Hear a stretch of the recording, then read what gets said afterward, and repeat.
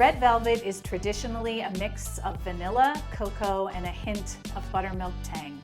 Today we're making the ultimate red velvet cupcake, ultra moist, perfectly tangy, with a velvety soft crumb, and finishing it with a smooth cream cheese frosting enhanced with vanilla bean paste. I'm excited to be partnering with Loran Oils. I'll be using this red velvet bakery emulsion. This one bottle replaces the vanilla extract and red food coloring called for in most recipes. I'll explain why this is a win in a bit. I'm excited to get started. The recipe is in the description below. It's a printable link. If you want to click that, print it out, and follow along, let's get busy. First, preheat your oven to 350 degrees. That's 180 Celsius. Next, get your cupcake pans and line them with papers. This recipe will make anywhere from 12 to 15, so you'll need 2 pans. Once you get your liners in and your pans are prepared, put them aside, and next we're going to combine our dry ingredients. First, we need flour. I'm using all-purpose. 1.5 cups, 190 grams. I'll put that directly in the large bowl. Now we need 1 cup of granulated sugar, 200 grams. Pour that directly into your bowl. Now we need baking soda, 1 teaspoon of baking soda, that's 6 grams, and 1/2 teaspoon of kosher salt, that's 3 grams. Give this a good whisk. Once you're sure it is all fully combined, set this aside. Next, grab a medium-sized bowl. 1 egg, this is a large egg at room temperature, goes in first.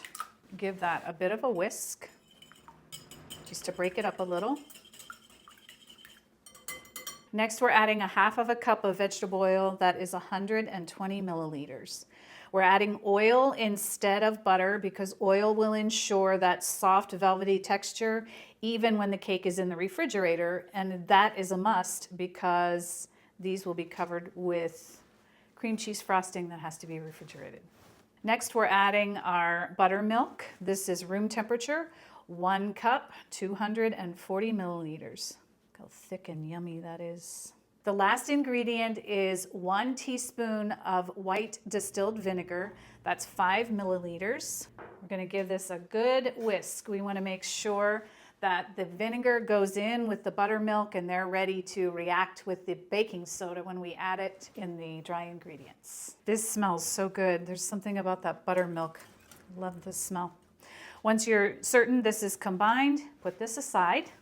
Okay, so lean in. Here is where the flavor and the color comes in. One of the reasons you might have a not so red cake would be from the cocoa powder. If you're using Dutch processed, it's darker, which means the red has to fight harder to shine. So I'm using a natural unsweetened cocoa powder. I'm actually using Hershey's. It's lighter in color, so the red pigment will actually shine brighter when we add the rest of our ingredients. So this is 1 tablespoon and a half of natural cocoa powder, unsweetened, and that's 11 grams. Put that into a small bowl, and next we'll add our emulsion. You need to give this a shake. And we're adding a whole tablespoon, which is 15 milliliters. You'll see how thick this is. Beautiful stuff. We'll be using a blooming technique. This cocoa powder needs to be bloomed or dissolved, so we'll be adding our emulsion directly into the cocoa powder. This blooms the cocoa and the color and ensures the cocoa particles are fully coated in red pigment before going into the final batter. Now we're going to add a splash of vinegar. This is 1/2 teaspoon of white distilled vinegar. That's 2.5 milliliters. This splash of vinegar will begin to brighten the pigments in both the cocoa and the emulsion. We have our nice red pigment stirred in here. Now I just want to explain why we're using an emulsion. Emulsions are water-based, and so this in the baking world is considered bake safe. This will not bake out. The flavor in an emulsion will not bake out when it hits the heat of the oven. so you get the flavor profile that you desire. Extracts have alcohol in them for their base, so when they hit the heat of the oven, the alcohol evaporates and takes the flavor with it, which leaves a muted bake. That does not happen with an emulsion, so that's why we're using this instead. I have a link for this product in the description below and even a discount code if you want to pick some up. Now we're adding our red paste into our wet ingredients here, entering our final phase. Just give this a really good whisk until you have it fully combined. You should see some really pretty red coming through. If you are using vanilla and red dye, I will have those substitutes in the recipe for you. So we have our wet ingredients nicely combined. You see that pretty red? Now it's time to add our dry ingredients in. The vinegar in here and the buttermilk will start reacting almost instantly to the baking soda that's in here. That'll give us our lift and our rise for our lovely little cupcakes. Add about half of this, add about half of the dry ingredients in. Whisk it till it's combined. Don't be too aggressive. You don't want to overmix. Overmixing can make your cupcakes tough. And add the rest in. And whisk it just until combined. Another thing that I really appreciate about this emulsion is you can use up to a tablespoon of it and you don't have to worry about it being bitter like some of the supermarket red dyes. You have to be careful because they can get bitter. This is perfectly balanced in an emulsion, so it really does a nice job balancing flavor and color. I think our batter is nice and smooth. We are ready to begin putting it in our baking cups.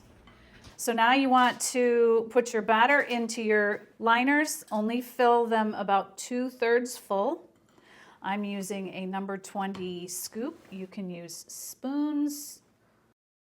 Okay, we're putting these in the oven for 18 to 22 minutes. Every oven bakes differently, so I'm sure you know your oven. These, the last time I made them, they took me 22 minutes, but just use your discretion. You'll see them puff up, rise up, and you should be able to place a toothpick in the center and it should come out mostly clean, maybe some moist crumbs. And I will see you back here in a little bit.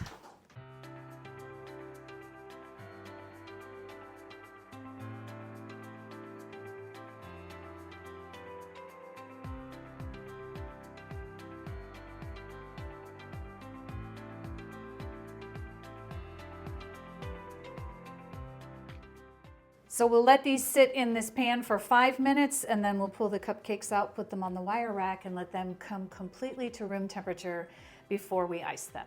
While these are cooling, I have the other tray in the oven baking. Let's make our cream cheese frosting.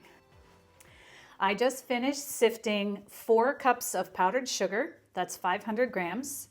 So you'll need to do that. We want no lumps in our nice, smooth frosting. Once you get that done, put it aside, and then we're going to cream our cream cheese and our butter.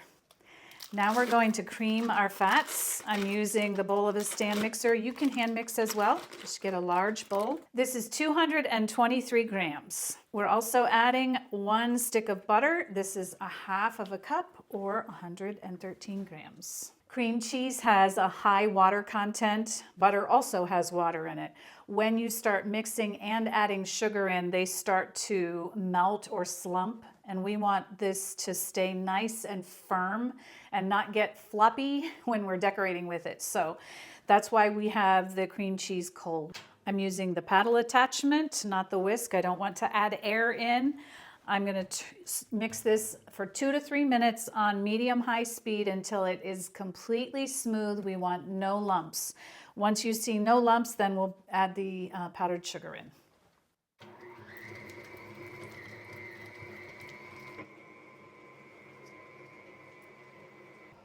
Our mixture is smooth.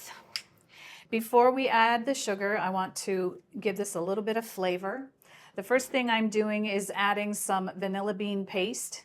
This is beautiful stuff. This is a really nice way to amp up the flavor of your frosting.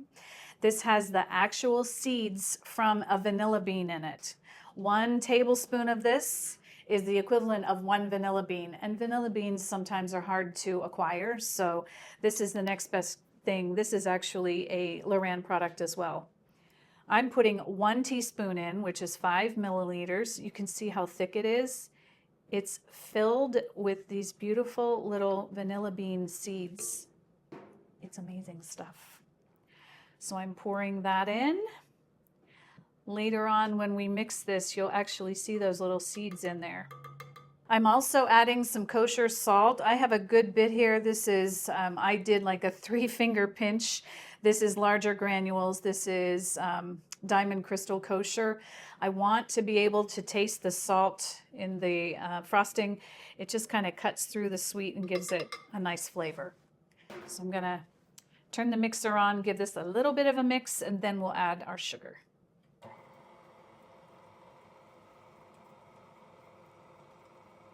Turn your mixer to the lowest speed and add in 1 cup. This is a half, so I'm going to do 2.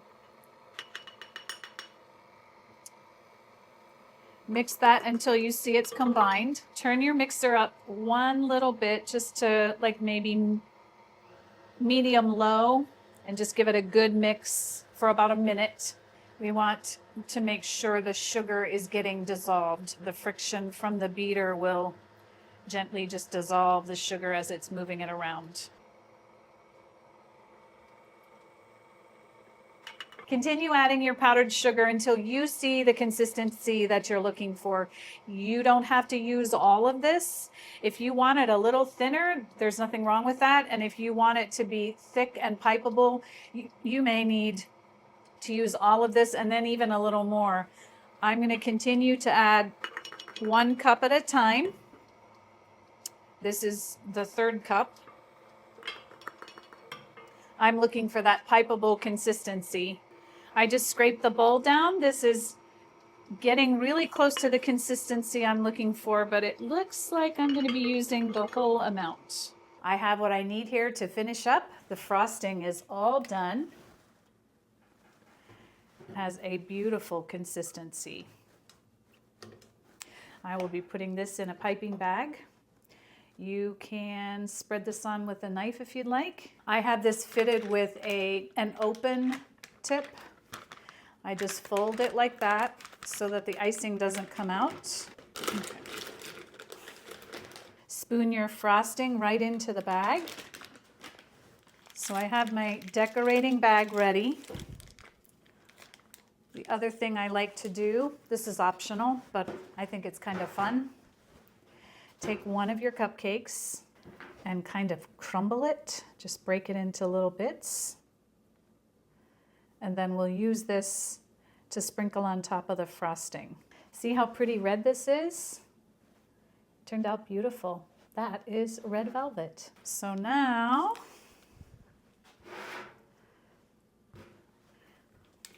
just gonna hold my piping bag straight up and down and begin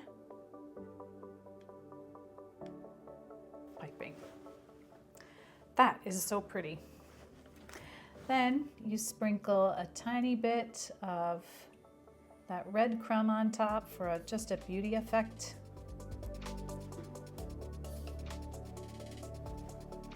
And look how yummy that looks. Thank you very much for sticking with me to the end. We made beautiful red velvet cupcakes. I am so happy with them. I will cut into one in a moment here, but we did actually see, look how beautiful red this is, and this is so moist. They turned out beautiful. Now it's time to taste one.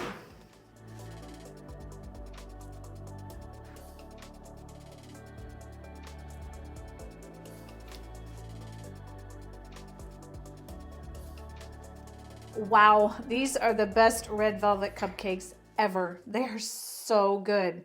The emulsion did the most amazing job of coloring the cake And yet, look how moist it is. There's no bitterness. They just taste amazing. There's a little bit of tang from the buttermilk, and this icing is off the hook delicious. I do hope you get the chance to make them. Yum.